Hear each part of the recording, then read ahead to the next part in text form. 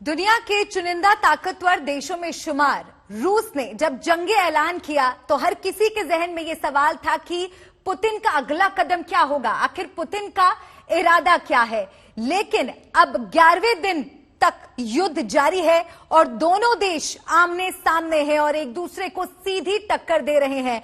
दोनों मेहमान लगातार बने हुए हैं। Retired major general Sudhakar ji, retired major general A K. Shivaji. Sudhakar ji, आप अपनी बात पूरी कीजिएगा, लेकिन इसके पहले मैं आपसे यह भी सवाल पूछना चाहती हूं कि हर कोई पहले यह सोच रहा था कि पुतिन क्या करेंगे, लेकिन अब हर कोई सोच रहा है कि जेलेंस्की क्या करेंगे, क्योंकि पहले वो रूस को ललकारते हैं, उसके बाद वो नेटो को धमकी देते हैं और जिस तरह से हमने उनको अब तक देखा है, सैनिक की वर्दी पहनकर सैनिकों का हौसला बढ़ाते दिखते हैं, देशभक्ति का जज्बा जगाते वो नजर आते हैं और आम नागरिकों से हथियार उठाने की बात करते हैं। और अब सवाल ये कि जेलेंस्की का इरादा क्या है।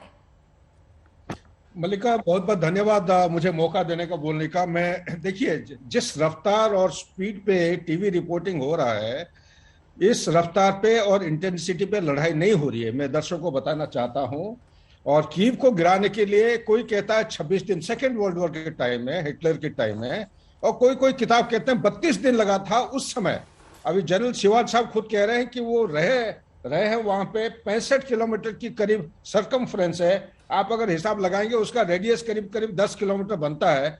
सो 10 किलोमीटर के रेडियस या 20 किलोमीटर के डायमीटर में ये हो रहा है, आप फैलाव है, तो टाइम लगेगा ये। लेकिन उसके पीछे और कुछ मैं कहना चाहता हूं। सबसे पहला चीज है आपका जो प्रश्न है कि जेलेंस्की क्या करेंगे। ये प्रश्न का उत्तर देने के बाद अगर आप इजाजत देंगे तो मैं हमारे दर्शकों के सामने कुछ पेश करना चाहता हूं। ये सेंसेशनल न्यूज है जो जनरल जी.डी. बख्शी साहब थोड़ा सा सबसे पहले जेलेंस्की क्या करेंगे ना। जेलेंस्की ये सवाल का जवाब देने के लिए हमारा मिलिट्री साइंस में एक चीज कहते हैं, पर्सनालिटी कार्ड।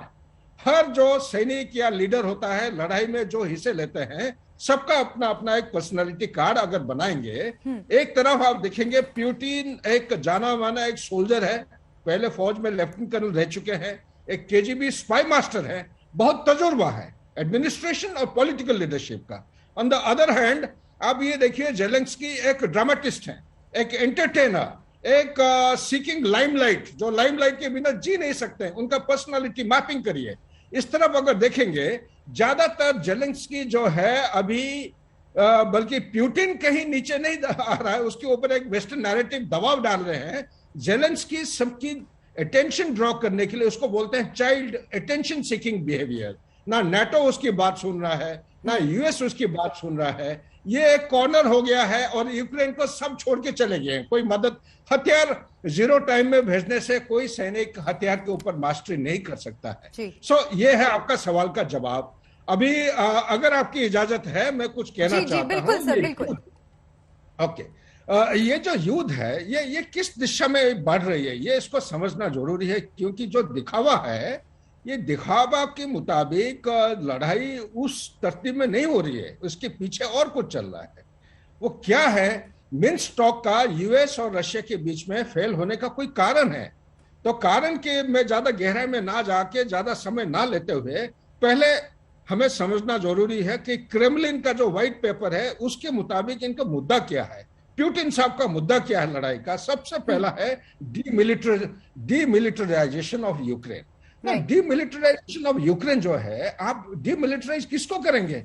रशिया का जो फौज है इतना बड़ी है, वो जनरल अशोनी साहब बहुत बढ़िया तरीके से बताया है। एक फौज में बोलते हैं सिखलाई में कॉम्बैट पोटेंशियल अगर आप रेशियो देखेंगे, ये तो यूक्रेन का कोई वो किसी भी हालत में टेक नहीं पाएगा। तो क्या इसी को डीमिलिटराइज करने के लिए उन्होंने पहला अहम ऑब्जेक्टिव रखा है, या इसके पीछे कुछ छुपा हुआ है, या और कोई चल रहा है ऑपरेशन जो दर्शकों को पता नहीं चल रहा है?